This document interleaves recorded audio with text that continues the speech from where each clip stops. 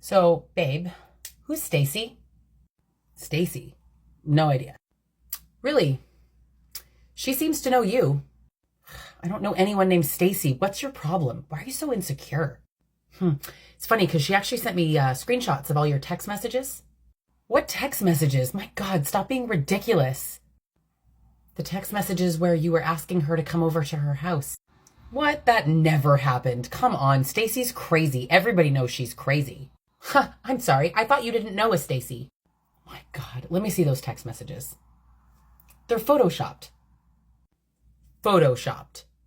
These are so clearly photoshopped. What, you can't tell?